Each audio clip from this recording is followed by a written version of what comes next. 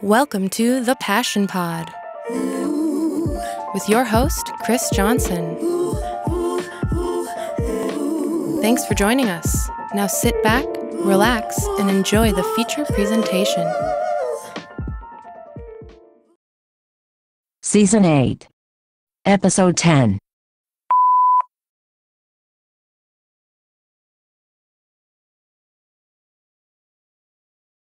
Welcome back, friends. Today we traveled to Los Angeles to meet up with a unique and extravagant individual. I can tell just based on the way she walked up in her jacket.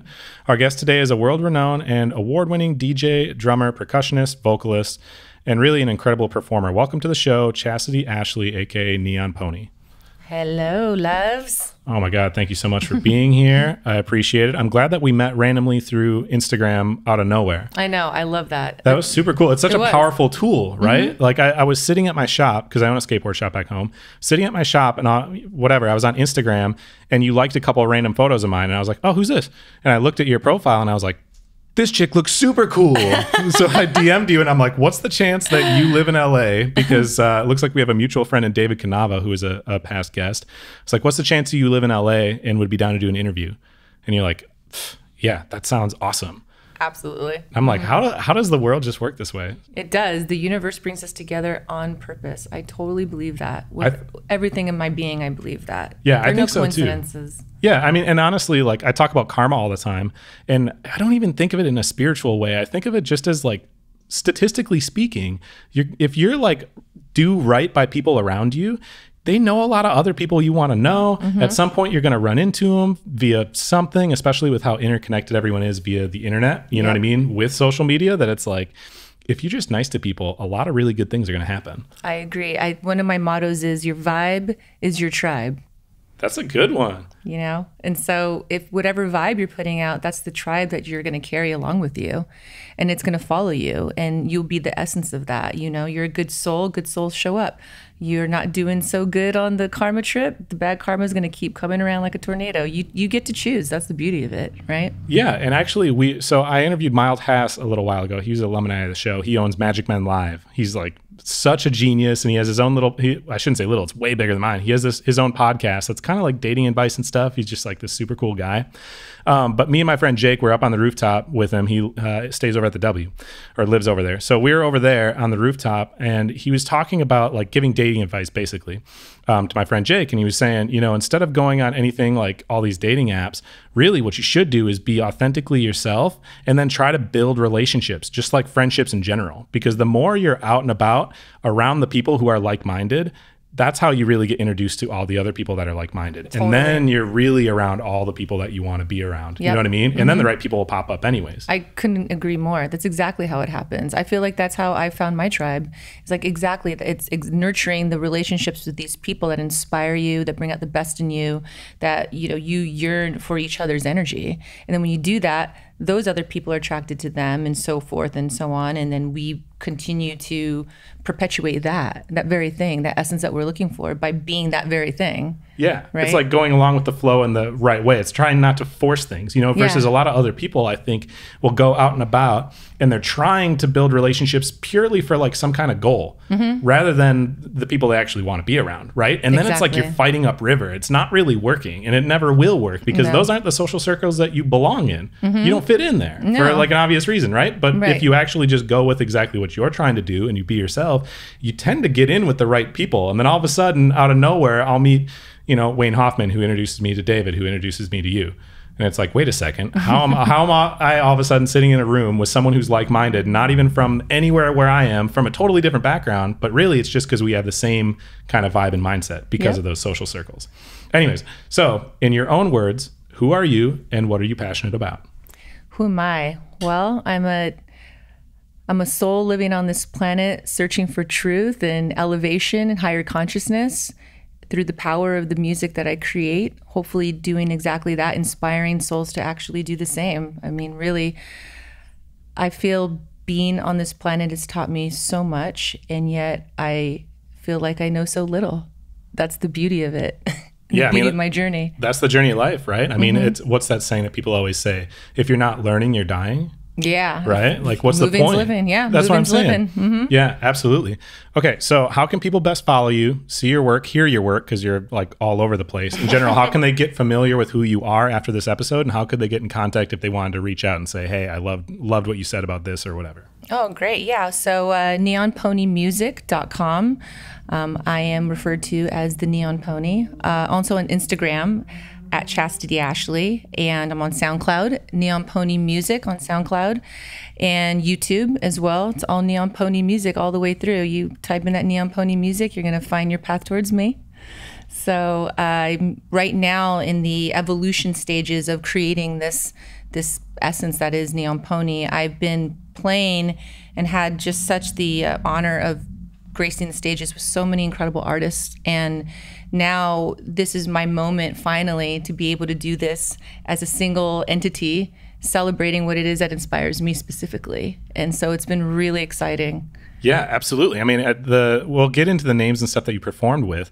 I really love your journey because you're doing something totally different. Like, you're kind of pioneering in your own way, which is a similar conversation that I had with David, because he really is in his own way too, like doing something totally different, which has its like benefits and its drawbacks, or I shouldn't say drawbacks, but more like there's the challenges, but then there's the different opportunities because of that. Yeah. We got to get back just so that way we have like a basis for people listening to understand how you even got to this point.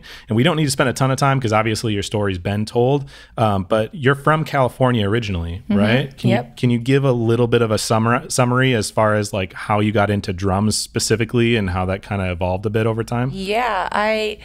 I'm born and raised in Northeast Los Angeles, and music has been a big part of my community. I'm from a very strong Latino community where music was very prevalent and very powerful and a big part of my world. My parents, they're not musicians, but they absolutely were just diehard music lovers. Concerts were their life. I mean, literally their life. And so as young as I can remember, I was at a rock show, on the top of the shoulders, not, back in the day, they didn't put the little headphones on, you just rocked out, right? So music's just always been a part of my life. And so drums, for some reason, just through the pulse of my being, it just felt right.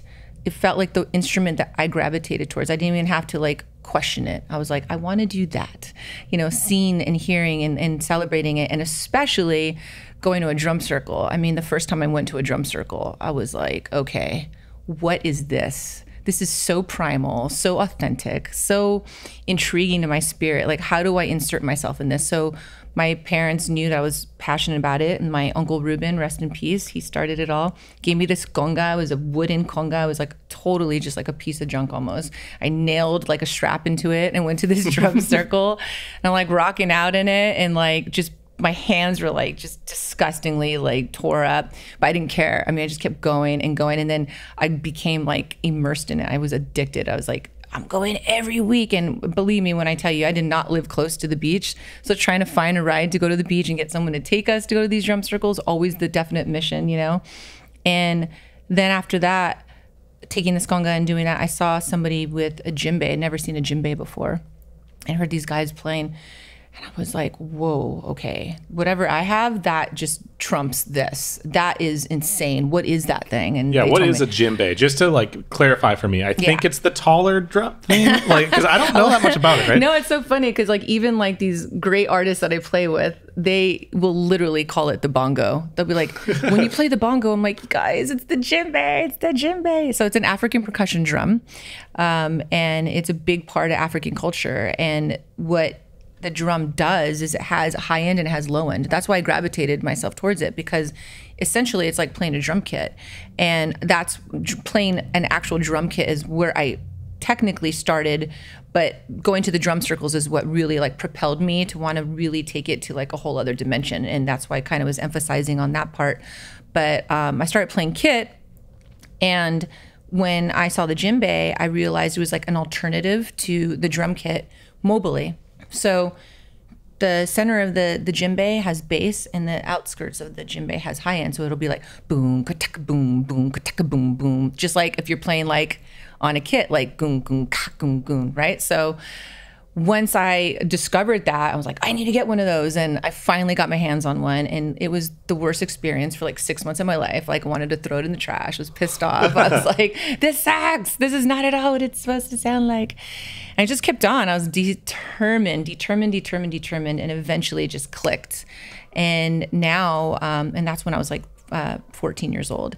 And now it's like become a staple of what I do and what I celebrate. And I have been able to share it on a level where, you know, on stages where people have never seen that drummer like yourself. You're like, what's a djembe? Yeah. You know, I mean, I started playing it in rock bands, and I remember like going on Warped Tour and like bringing the djembe out, and they're like, whoa, the bongo.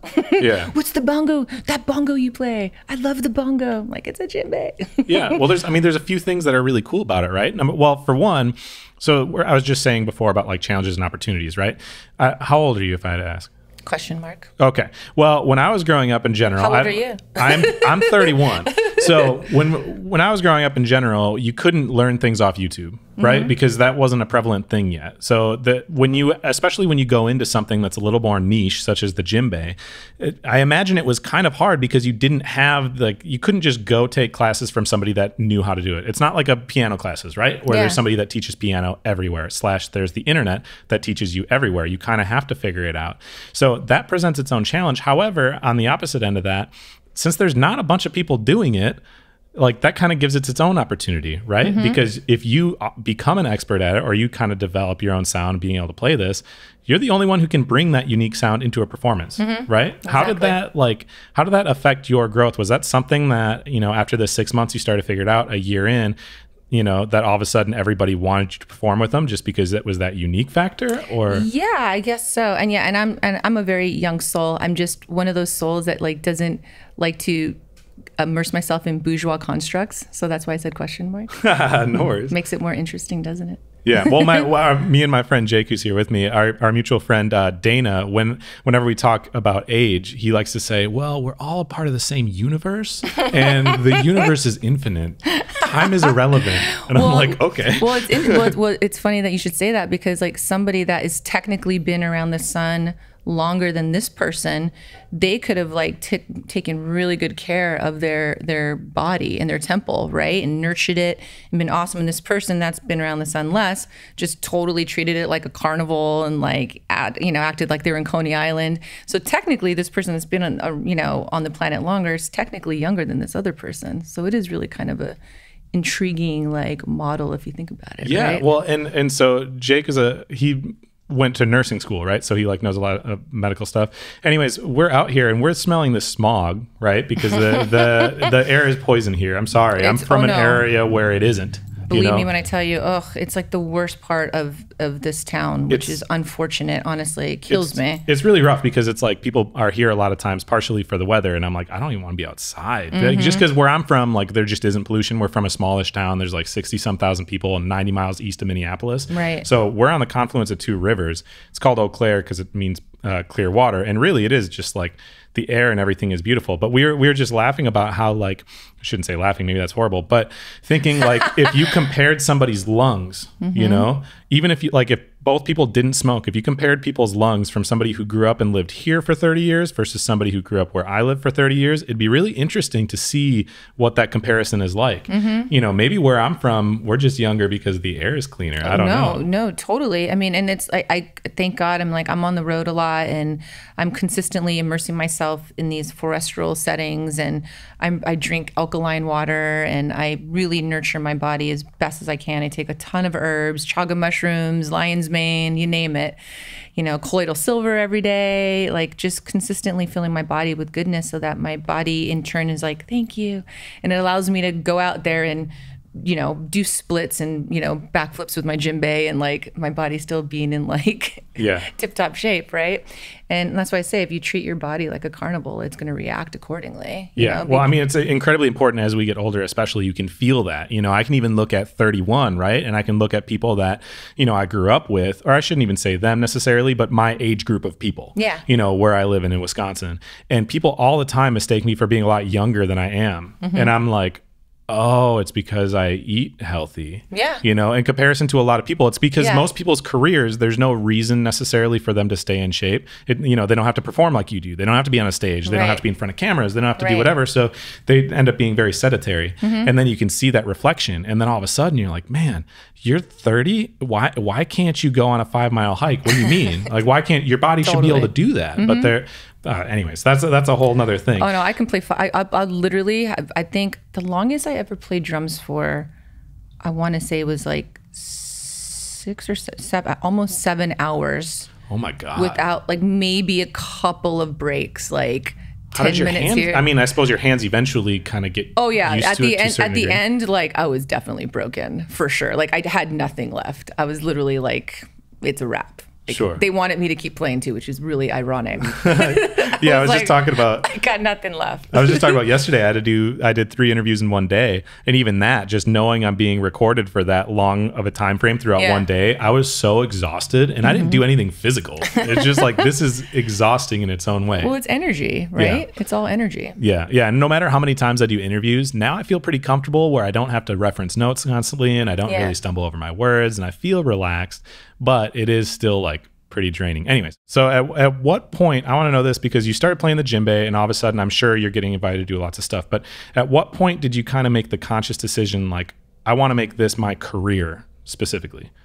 Well, kind of backing up a little bit with the djembe, it was like I was already playing drum kit. So like at that time when I started to learn how to play djembe as well, it just gave me an opportunity to being able to play out live, right? And because when you're a drummer with a drum kit, I mean, it's not exactly easy to like transport, right? You're like, I'm going to bring my drum kit to the beach or what have you. And I'm a kid, you know, I'm a teenager. And so, my passion at that point was, though, I want to be a drummer in a band. Like that was my goal. Like I want to be a drummer, and I did. And my first band that did well, I was 15, and we got our song in a Disney movie, and I was feeling super excited about it. And our band was like kind of like jam bandy in a way. Okay. You know, kind of like I would say it was called Subliminal Bliss, and it was more kind of like John Popper. Right? What was the name of that band he was in, John Popper, where he played the harmonica? I'm not sure. Darn it. What was that? Sorry, John Popper. Kind of like Counting Crows, kind of like in that genre, I guess. Like kind of like the old jam bandy kind of bands. But anyway, I at that point like decided I just wanted to be a drummer, and then we started playing all these shows and what have you. And I went to music school because I really wanted to get serious about it. And I went here to PIT in Los Angeles. And there I discovered that I wanted to play heavier music. Okay. I wanted to really dig in. I was like, okay, this jam band stuff has been awesome, but I really fell in love with hard rock. And at that time, that's when like Korn and everybody, like Linkin Park, and everybody's like blowing up, you know, it's like the 2000s, and I'm like this like kid just like, oh my God, like this is so exciting, I want to do this. And so I did exactly that. I ended up getting in a band with a bunch of dudes that were like super metal heads, and I'm like, hey, so I want to play drums, but like I want to sing too. And they're like, how the fudge are we going to do that, you know? Sure. So of course I turned in my drum kit at the time to play percussion and to be able to sing in this rock band. And so that's what I ended up doing. And that's how I introduced the djembe into the rock world. And they were like, what in the heck? And so I started doing that, and then it transformed into something bigger because I decided at that time, like, I wanted to be a part of the drum world more so than just being this like singer and like playing it intermittently. Like drums is a major part of my life and always has been.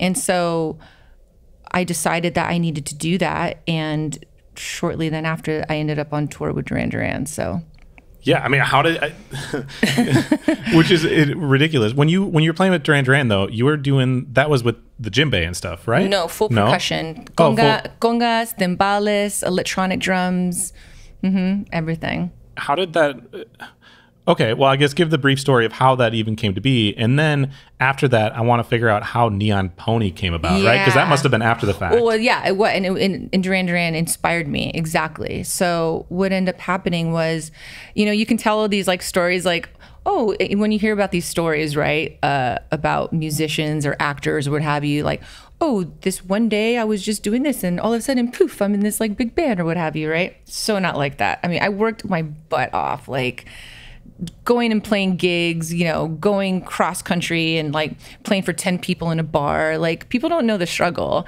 You know, you're just a kid and you don't know any better. You're like happy to get free beer or whatever. You know, you don't even have an ID. You're like, cool.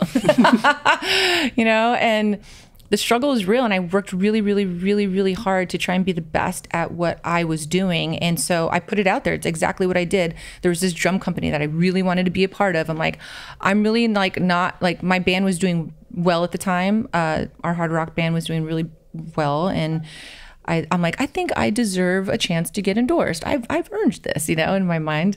And so I just threw it out there and I like cold called the company I wanted to be a part. And they're like, you know, we're not really taking any artists right now, but like, why don't you show up to the NAMM show? Maybe we can talk, you know? And I was like, I will be there. And I didn't even have a ticket to the NAMM show. It's like the big, huge music conference that's everybody from around the world comes to and like meets once a year. And so I showed up to this NAMM show. I'm like, I'm going to find a way in this thing. And I got in there and I'm like, meet the guy and he's like, oh, hey, okay, wow, you made it. And he's like, well, you know, let's see what you got. You know, I'm like, are you kidding me? Am I really auditioning in the middle of this like 10,000 person freaking like convention? And it's like loud and obnoxious and the lighting's terrible, right?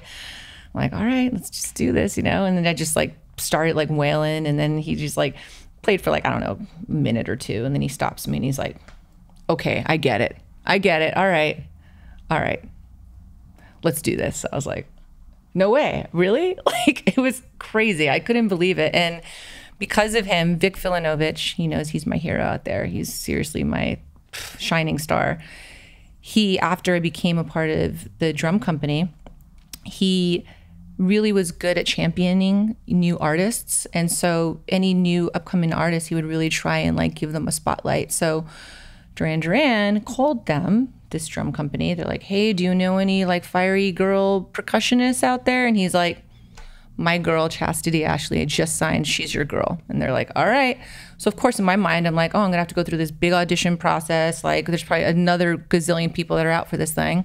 Sent them a video of mine, get a call. John Taylor calls me. He's like, you're hired, show's in 2 weeks. I'm like, okay, cool. And the rest is history. That's exactly how it happened. And it doesn't always happen that way, believe me, because I've been on drum auditions for this person and I can name, like, there's some, I'll take those names off the ground, like some crazy, like I had to sign, like, you can't tell kind of people I, you know, auditioned for. Yeah. And it's awful. Like, you're just like a number. Here you go. The next person, next. So I've been through all that.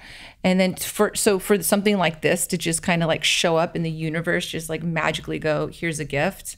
It was one of the greatest days of my life, honestly. Yeah, you know, I think it's fun. Like, I know you indirectly because of Wayne Hoffman, right? So Wayne Hoffman is a illusionist. His is one of my favorite episodes of all time. So if you ever just want to listen to something really interesting and inspiring, listen to Wayne's episode of the show.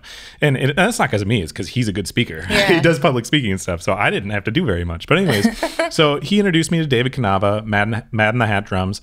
He introduced me to you indirectly.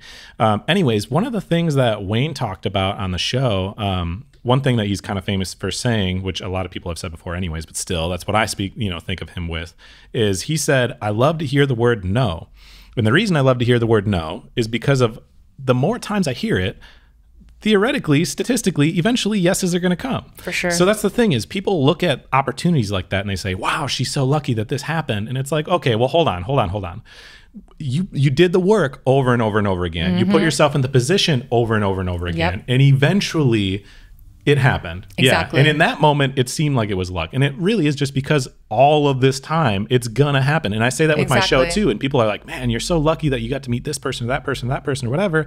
It's like, well, yes and no. I've been doing the right thing around a lot of people. Right. And there's a lot of other people that I indirectly could know that opportunity hasn't happened. Exactly. And I'm not going to name drop a bunch of people, but I know because I've looked at it and I'm like, okay, this person I've met knows all of these people I really want to know. Yeah. If they wanted to put that opportunity out there and connect me, they would, and they haven't.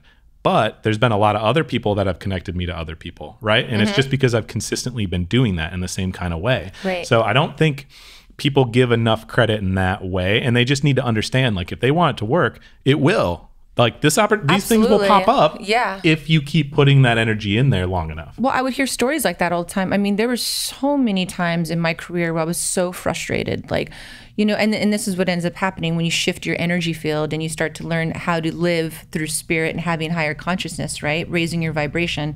I would say, well, how come they got it? Like, they don't deserve it. I work harder than them. And like, you're comparing yourself to these other people's in their walks of life, when you should really be just concentrating on being the best version of yourself. You know, when you're seeing, in other words, when you see these people who are successful and maybe they're not as good as you think you are, what have you, let that be the inspiration. Well, gosh, if they were able to make it happen, who's to say this is not going to be even bigger for your purpose, right? All intents and purpose. And that's how I flipped the script on it. I was like, okay, look, I'm going to just keep forging forward. I'm going to be the very best version of myself. And eventually, like you said, it's going to hit. You know, it's like you play roulette in Vegas. Eventually, you know, you keep hitting that 11, it's going to come up, right? Yeah. You keep consistent, it's going to show up one way or another. Yeah, absolutely. You know? And whenever you look at somebody else and you're like, I don't think they should have that opportunity. Bottom line is you don't actually know their whole story. They might have they might have gotten no 1,000 times before and you just didn't know about it because why would you? You know what I mean? Well, exactly. You know, my manager, Jeff Blue, he just, you know, put out this really great book about, you know, he discovered Linkin Park, ironically enough. Talking about them. And when he described to me what he went through trying to get them signed, he said they got turned down like dozens and dozens of times. Dozens. Like same track, same thing. Same with Macy Gray. He also discovered Macy Gray. Same thing. He had this song and he gave it to the label and they were like, they, you know, met her and they're like, no, we're not interested. And then he like packaged it and called it something else and then like gave it to the label again and just called it a different name. And they're like, oh my God, what is this? We need to have it. He's like, are you kidding me? Like that's just how it happens. You know, sometimes like people are going to reject you for whatever purpose or for whatever reason, really. I mean, it's like relationships with men and women or women and women, men and men, you know, love relationships, I say specifically, is that, you know, you might want somebody to be attracted to you or yearn for you, and you might be an incredible person, but they may just not be that into you, and that's okay. It has nothing to do with you specifically, and you can't take it personally.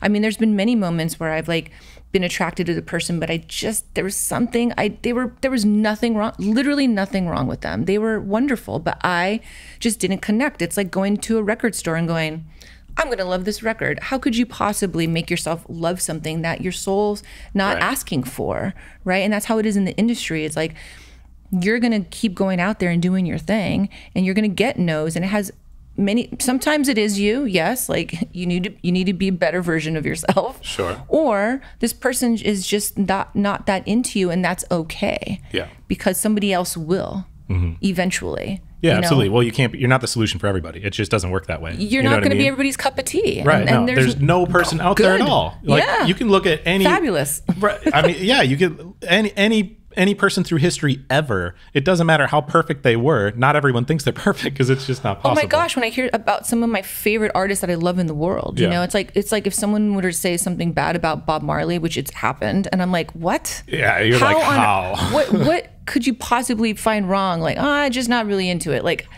it's Bob Marley. Yeah, like, yeah. How can you not be in a good mood? Yeah, you know, it's like, but again, like, who are we to say they're wrong or right? You know, it's up to what the soul chooses. You know, it has to choose you. Right. You don't get to choose it; it chooses you. And here's the thing: when that opportunity finally pops up, you need that. Hopefully, theoretically, by that point, you would have heard a bunch of no's, meaning you've built yourself up, and it was the right opportunity, so it is going to go well. But you really got to be able to capitalize on that opportunity. Yes. That's when all of a sudden you can make it into some kind of real career rather than just something fun, is recognizing when that opportunity pops up and saying, okay, how can I make sure that I take advantage of this? So that way this isn't my only opportunity. Right. And then the next one comes up and the next one comes up, which obviously you did, right? And that's why you were able to do all these different stadium tours and stuff.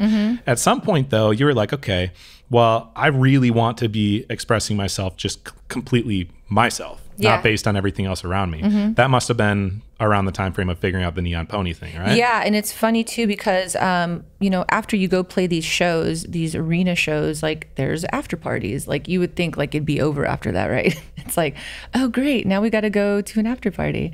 And it's not about like feeling sorry for us. It has nothing to do with that, but it's just being on the road and like playing shows and like being on stage and for hours and hours, and then, you know, transferring that energy and trying to be, you know, a person that's going to connect with the souls that came to the shows. I mean, it takes a lot out of you, right? And so what was interesting is Roger channeled that. He's the drummer for Duran Duran. He channeled that, and at certain after parties that we did, he would DJ. And I was like, Raj, I didn't know you DJ'd. What's up? He's like, yeah, you know, it's just kind of a different outlet for me. And I was like, this is amazing. And I remember just like sitting there, like staring at him, and I'm just like, oh my God, this is so dope. Like, okay. Like, and that was the first inspiration for me when I decided I wanted to dabble. You know, I didn't ever think it would bring me to this point in my life now, which is crazy.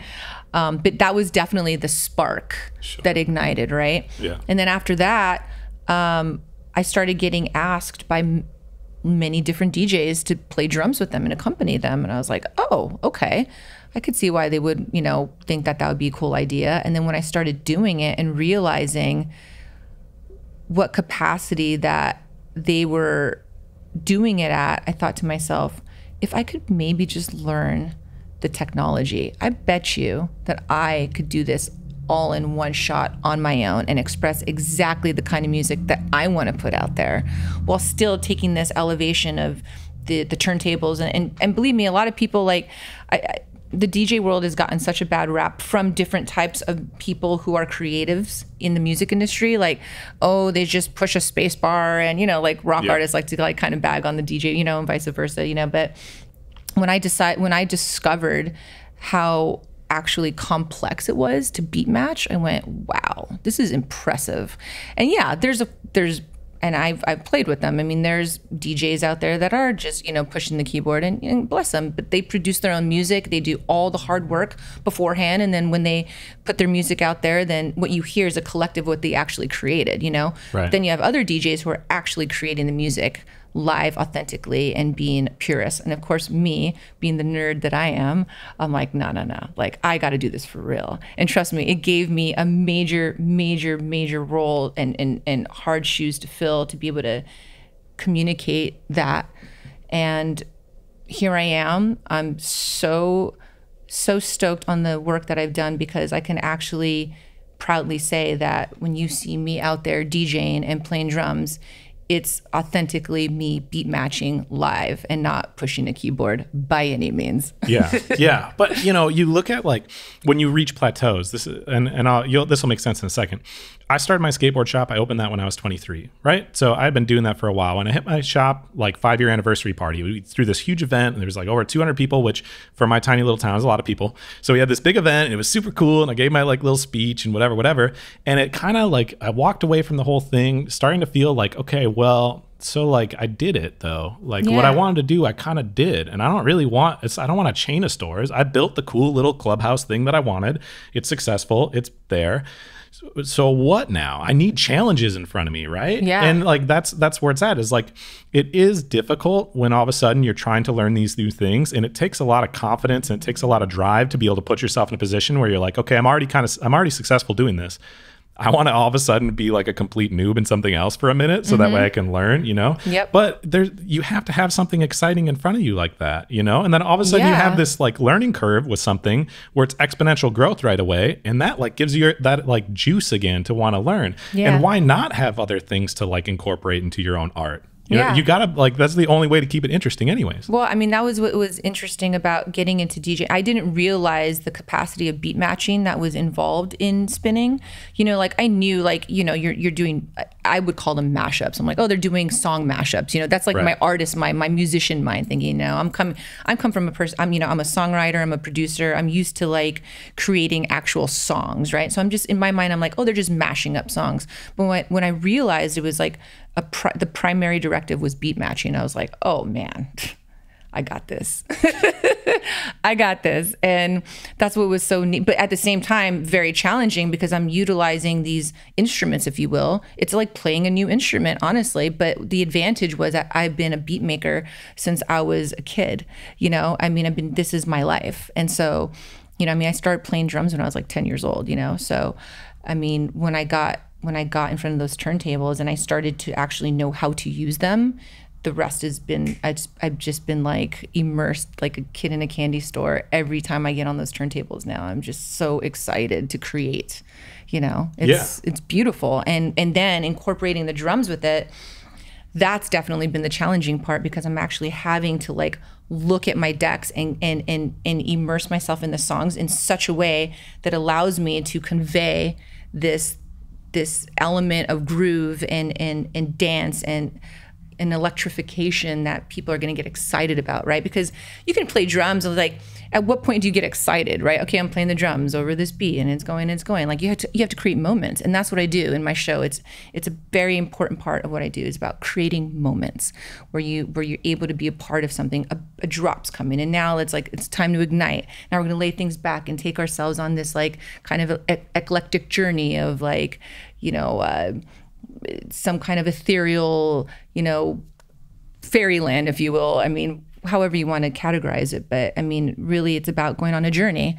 And I think, like for DJs, I've gone to so many different shows in my life, in my short life on planet Earth, and I feel it's important more than ever to tell a story in the music that you're creating, you know. And even if there's no words, you can still speak to people without saying anything, just through the power of the language of the music itself will tell the story.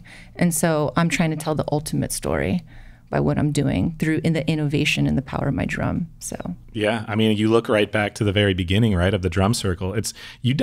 People don't fall in love with things very often through something like playing it on their phone on Spotify, right? It's having that actual physical experience that really gives you that kind of juice.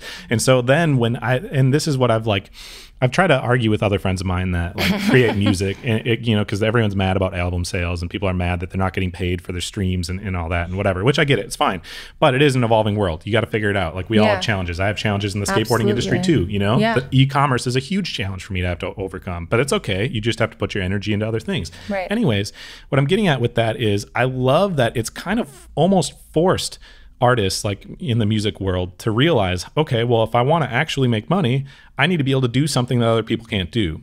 I need to give them that unique experience, which is kind of cool because it's forced them to do really what at the core they wanted to do in the first place. Exactly. You know what I mean? That's really why you do this. That's why you create the music, is to give these people these types of experiences. Absolutely. Because you got to have that type of experience before. Yeah, absolutely. I mean, I've really pushed myself to, and the cool part about what I'm doing is that, you know, I've seen a lot of people in the DJ world like starting to incorporate instruments and like they're bringing drums, they're doing this and they're doing that. But for me, it's always been about the drums. It's always been an authentic primal part of my spirit. It's always been this other energy field that I could never ever deny. I mean, it's in me. It's a living being in me. You know, it's kind of like my inner shaman, if you will, right?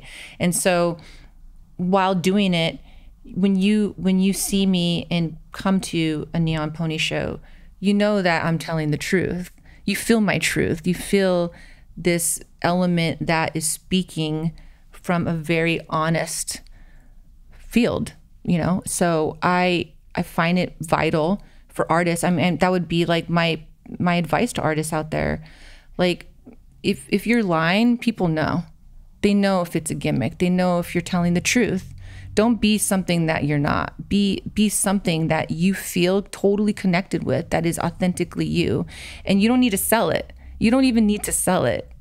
People will just automatically want to be a part of it because they want to be a part of you, because they understand that you're telling them the truth.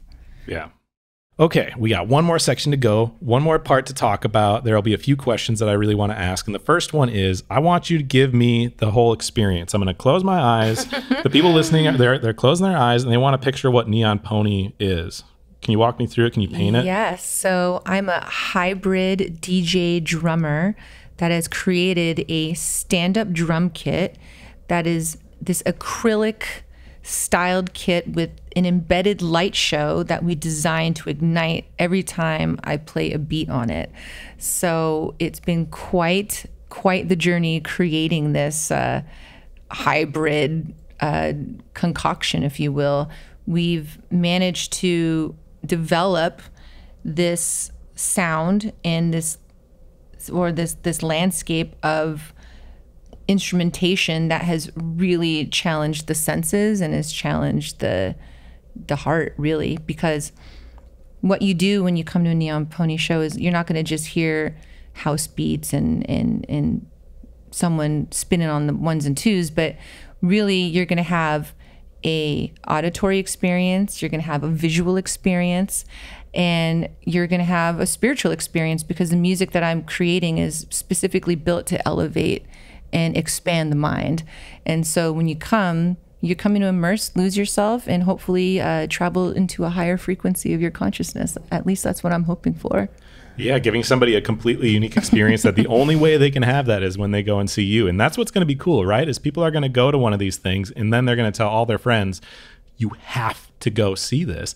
And then you're going to be selling out all these shows, which I'm sure you already are, but you're going to get to a point where you're like, okay, I can only play for so many people. Like, how am I going to be able to give everyone this experience? That itself is going to be its own challenge, I feel like, at some point. Well, yeah, definitely. At one point did you, so I'm wondering about this because this happens to a lot of people. Are you familiar with imposter syndrome? Imposter syndrome, no. Never heard of that term? No. Okay, this happens with a lot of people in entrepreneurship and artists of any kind, right? You get to a point where everything's growing, things are moving in the right direction, right?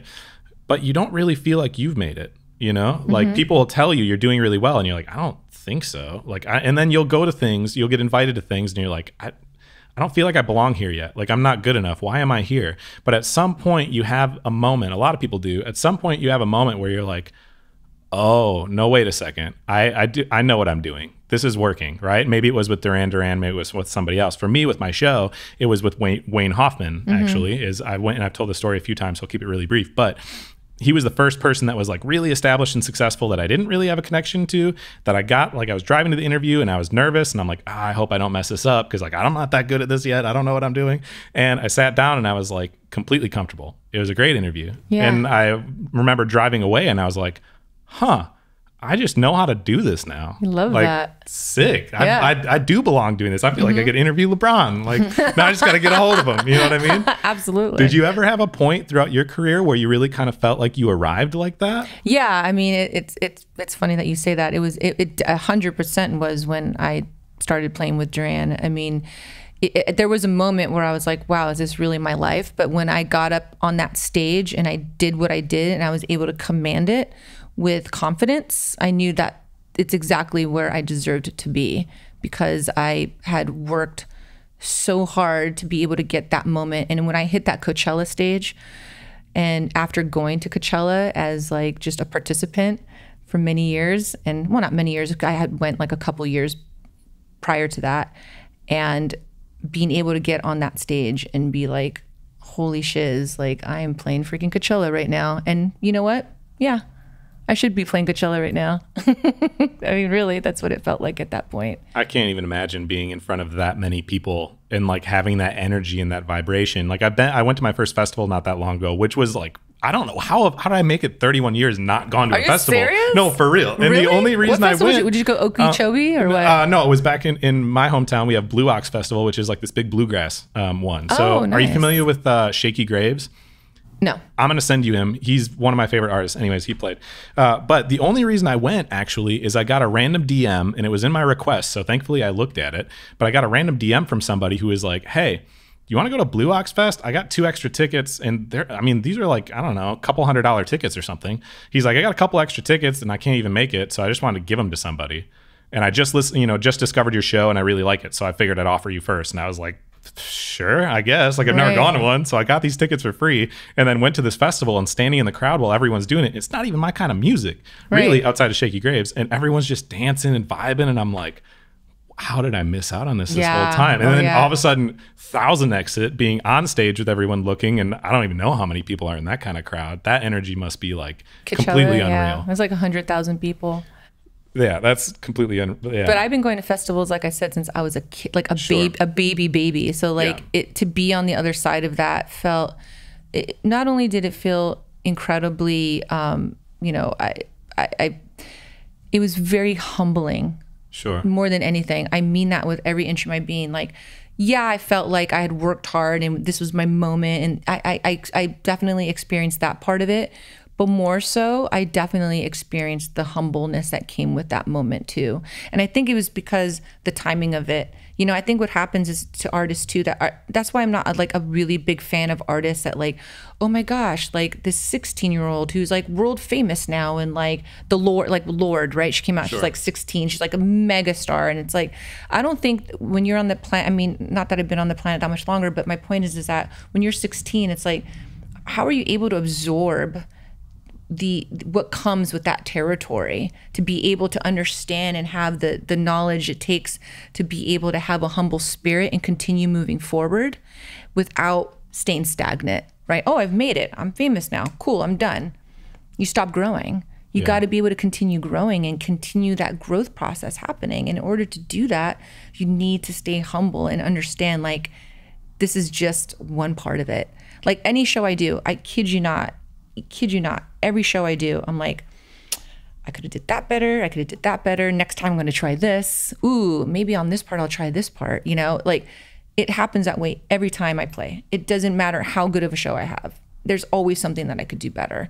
And that comes with having a humble heart and knowing that there's always a greater version of yourself out there and that you have not learned everything you can't possibly. You were going to learn till the day that you die. And if you know that, you're going to constantly be able to inspire not just yourself, but others. Yeah. Well, and I think having that experience and that maturity that builds up over time, it's just because you have a different perspective than, you know, these younger people have, because you've been through it and you've watched it and you've watched other people struggle through it. It gives you that appreciation a little bit more because you had to sit there for so long to get it. And that's what's cool when all of a sudden you flip it and you work towards something else, right? Because you know what journey you have ahead of you and you know how sweet that's going to taste when you get there, and you have that perspective. So it makes you want to go for it. And I'm in that space with my show, really, right? With my shop. Again, I'm in a little town of Wisconsin. It's not like it's this mega thing, but it's an established place in my hometown, and I did what I wanted to do. And then with the show, all of a sudden, it's like I got to start from nothing again, and I got to, like, I'm trying to do something in entertainment from like some random small town in Wisconsin. And all of a sudden, I'm out here in LA all the time doing stuff, and it's so exciting. You know what I mean? Because I have this whole new thing ahead of me. Speaking of things ahead of you, now we got to get, and people always ask, of course, in interviews like this, but it is important because it's something relevant and it's something new. Where are you kind of going in the next bit here? What are you trying to learn? What are the new skills you're working on? What's going to be happening with you in the coming time frame? Well, right now, so as you all know, I'm, drumming and DJing and doing that part of my show, but I'm also a vocalist, as I had illustrated earlier. So now being able to convey my songs as well while I'm drumming and I'm DJing as well. So that's proving to be another component of what I'm doing, which is like, I should have just played violin or something. To all you violinists out there, you guys are ridiculously amazing. That's an incredibly hard instrument to play. But you know what I'm getting at is that it's just like this monstrosity of stuff that I'm doing. But that's been the new challenge for me is songwriting and creating the music. That's the fun part, but now being able to celebrate it and put out these singles as a one-man show, one-woman show. And now coming out with these new singles that I'm working on, which I'm really excited about. It's just, it's another definite challenge for me to be able to deliver this at the capacity that I want to deliver it at. So I'm really excited about sharing that and working on, creating the best element of that component. So that's definitely going to be a big thing for 2022 because a lot of people out there, some know there's, I have a fan base of people that do know that I'm a vocalist, but there's a large part of my fan base that doesn't know that I'm a vocalist. So this is going to be really cool to share this. Are you kind of growing in as far as like what you're going to be doing for future tours and stuff too? Are you kind of trying to build a whole nother show, right? Because typically you have like a specific show that Neon Pony would be. Yeah. And then you have to work to figure out what the next version would be. Exactly. Gotcha. Yeah, exactly. So that's what that is. And I'm also incorporating other instrumentalists as well to accompany me. And as well as dancers, which I've done in the past. So that's coming as well. That's really how you build the entire experience. So I always ask this on the show, and I told you about it before, so hopefully you had a little time to kind of digest and think about it. Yeah. But I call this show an inspirational storytelling experience. And the whole point really is for the listener to think and like hear us talking and go, okay, well, Chastity's really cool. And I can actually relate to a lot of these things that she's doing. Maybe she's a little further in this thing than whatever, but like I can relate to that. And what really inspires you and what keeps you driven to do what you do is not money. It's very different types of experiences that you have. And sometimes it's a random conversation with somebody or whatever. You know what I mean? You have all kinds of, experiences like that. So can you share a story of a unique experience, something you're really grateful for, but it only happened because you chose to pursue your passion for music? I would say an experience that I'm grateful for is being able to have an opportunity to travel. And I say that because when you are, I come from, a small little community in Northeast LA, right? Where my parents couldn't afford for me to really go anywhere. They're just trying to keep food on the table, so I had an opportunity to travel by myself for the first time to Kauai, and I went camping. And it changed my life forever. I mean that sincerely. I had never really been anywhere before. We'd gone camping locally, or, that was the annual camping trip we did to Santa Barbara, 2 hours out of town, Sure. or Yosemite, which was like really going on a stretch, which was gorgeous. But I never really left Southern California for the most part. So when I got on a plane for the first time, and that I worked towards, like I just working odd jobs as a kid and working my way to doing that, and camping and meeting. And I had a unique experience when I was there. So I get to camp, I'm there in Kauai, living off the land. Definitely was harder than I thought it was going to be. We're like, oh yeah, we'll just build a fire and like cook over the fire. Yeah, that didn't work out so well. Someone had to like lend us like their stove. It was gnarly.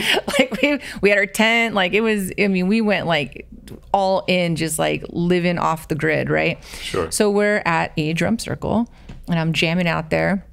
Had this amazing time, and there's this guy wearing a Grateful Dead shirt, and he was like totally rocking out. And then at the end of it, I was like, oh my God, that was so dope, and like high five, and we're like, great. And then I walk off, and my buddy Diamond is like, do you know who that was? I'm like, I think his name is like Billy. He said his name is Billy. He's like, yeah, that was Billy Kreitzman from the Grateful Dead. I'm like, what? I just jammed with the drummer from the Grateful Dead. What just happened? And it like literally changed my life, because I'm like, here I am having this unique experience on this island in the middle of the Pacific Ocean, which I never thought I would ever get the chance to go to Hawaii. And I just sat down and played drums with one of the greatest drummers on planet Earth. And he shook my hand and told me how great of a time he had playing with me. Like, what universe is this? So that totally changed my perspective in a way that propelled me to want to really, really take my music to another level, because I had a moment with somebody that, what are the chances of meeting one of the most famous drummers in the world and them sitting right beside you and jamming out with you? I'm like, this is meant for me. The universe is calling me when these things trickle themselves into your world, Yeah. Well, and when you meet people like that and you have that kind of experience with them, one thing that's really cool is it reminds you, like, it doesn't matter what level of success that I could ever reach. The way this person was so genuine and kind, I want to give that to other people. Exactly. You know what I mean? That's what's so powerful about him doing that, because then it affects you, which then you're going to spread it to however many people. The number of people that person can affect just by being genuine and kind, regardless of how successful they are, is incredibly powerful. Well, he laughed, because when I asked him his name, he like chuckled. He's all Billy. And I'm like, okay, cool, Billy, right on. And why would I think that the drummer of the Grateful Dead would be wearing a Grateful Dead shirt? Right. He was wearing his own shirt. Yeah, I'm like, bruh. Yep. Yeah, I never wear my own t-shirts. I have a jacket, I guess. But yeah, no, I know what you mean. Right? And so, but yeah, it totally humbled my heart. I'm like, oh my God, this is the greatest human being ever, because exactly what you just said, celebrating, sharing, having this moment, uplifting, connecting. We were there, and we had this experience that was so beautiful and so kind and genuine. And it inspired my heart to say, wow, here's this world famous human in the eyes of the media, whatever you want to call it, who's just sitting here having a humble experience with me. Time is currency, isn't it? Right? And I believe that. I tell people that all the time. Like, money's money. Time is the ultimate currency. Yeah. And he chose to spend his currency with me. And that was beautiful and inspiring to my heart, so. Yeah, well, now you're touching me, because you're giving me this currency of your time, and I'm like, oh my God, I got to make sure it's worth it. Absolutely, it's amazing. I'm having a great time. Yeah, this has been really great. We're almost at the end. A couple more questions.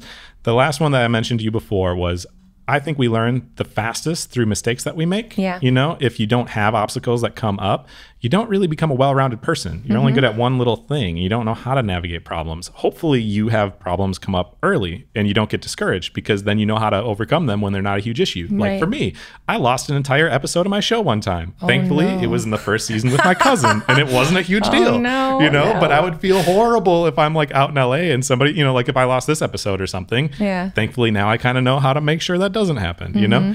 Can you share a unique experience of a story, some kind of story of something that, like a mistake that you made that taught you something that somebody listening might be able to benefit from? I wouldn't say necessarily a story more than I have an experience that I think I would like to share. Yeah. You know, as a young musician, you know, you get excited, you start being good at something, you're making songs, you're out there, or in any field, whatever field it is, if you're an artist, if you're, you know, whatever artistic expression you have or entrepreneurial expression that you have. I, at the time, thought like I was good enough to get my stuff out into the universe. And I'm not saying don't do this. I'm not saying don't put your stuff out there. You should always put it out there. But I got fixated on wanting to meet this person and that person, and what record guy can I meet, and what A&R person, like I want them to hear my stuff. And it was like chasing wind. You know, you never get to catch it. It's constantly moving. It was a futile chase, because the reality is that if you're out there and you're putting out great material, again, whether it's music, whether it's, you know, building skateboards, people will see the greatness that you're putting out there. And my mistake at the time, I felt like I probably would have like achieved some of my goals a little bit swifter had I just kept my eye on the prize and not gotten fixated on wanting to, like, you know, get out there and like wondering what people thought of my stuff, rather than just like fixating on making my stuff great. Because if you think it's great, if you know when your stuff is good, right? Because I've made stuff and I've been like, yeah, it's good enough. Yeah. I remember thinking, yeah, it's good enough. That should never, ever be your endpoint. It should be like, whoa, like this inspires me. I am truly inspired by this. Like if I was a random person, I would want this. Yeah. Right? You got to really believe that with and you know, and we as human beings, we tend to like lie to ourselves sometimes to make ourselves feel better, right? About the inadequacies, if you will. And it's okay to see these inadequacies as a gift to propel us to be better versions of ourselves, and saying, you know what, no, I can be better. I am better. I'm not going to just put out this subpar stuff. I'm going to concentrate on doing something that actually inspires me, because if it inspires me, it's going to inspire others. And so I just want to tell the souls out there that are struggling to meet the right people. People come, I say this because of Los Angeles, right? They come here to meet the right people and make the right connections. No one's saying like meet, you know, nurture friendships, meet people that, like we spoke about earlier, right? Your vibe is your tribe. Be a good person, connect and make relationships with people that inspire you. However, at the same time, go back to being great at what it is that you're doing. And when you're great at doing what you're doing, the people will see and the people will come. And in that, you will be the ultimate inspiration that you were looking for. I think that's incredibly wise words. I like to tell people a lot of times, you know, it's not about asking for favors. Yeah, you want to try to put yourself out there and whatever, but really, if you're doing your absolute best work and it's good enough, if you're around the right people, they will tell you. Exactly. You don't need to ask them. You don't need They'll to tell ask you. them. Exactly. You know, like, what did you think? Is it good? Like, Yeah. If you don't hear anything, there's it's your not answer. good enough yet. You got to get back to And there's what's, nothing wrong with right. that. You're just along your journey, but Yeah. you know you have more potential. Everybody has more potential. Absolutely. Absolutely. So one more time, how can people go find you? How can they see your work? How can they hear your work? And I would say, how can people best support you moving forward? Yes, you can start by going to my Instagram at Chastity Ashley, and on YouTube, I'm Neon Pony Music, as well as SoundCloud, Neon Pony Music, and my website is neonponymusic.com. So just stick to those avenues and you will absolutely be able to immerse yourself in everything that I'm doing, tour dates, new music, new singles coming out, and hopefully I see these souls at a show near their city. So yeah, you got to come out to the Midwest. If you do something in Minneapolis, I played in Madison before. Did you? Yeah, come back to Wisconsin. We'll have to bring a whole busload. Everybody there was wonderful there when I was there. I loved Madison. Yeah, Midwest Nice is a real thing. It really is. No, it was. I wanted to go to como se dice? What's that burger joint with the little baby burgers? White Castle. Yeah. Minneapolis staple. I had never been to White Castle before, and it was like super late night after a show. I was like, dude, can someone take me? And they were like, yeah. We all got in a van. It was like 4 a.m. I like took a picture with the manager. It was so ridiculous. I was like drinking Coronas on the way there. It was just hilarious. And I got the little jalapeno like cheeseburger. It was so amazing. It was so if you're ever in my actual zone, I know where all the really authentic cool stuff is. So I'll be happy to show you around. We're actually right on the freeway between Minneapolis and Madison, Milwaukee, Chicago. You would drive directly past. There's 4 exits off of it into my city. So super easy to stop by if you're through that area. Just let me know when. Heck yeah, you know it. Well, thank you so much for sharing your time, your currency with me. I really appreciate it. This was an awesome time. Thank you for joining us for this episode of The Passion Pod. We hope you enjoyed it as much as we did. We'll see you soon.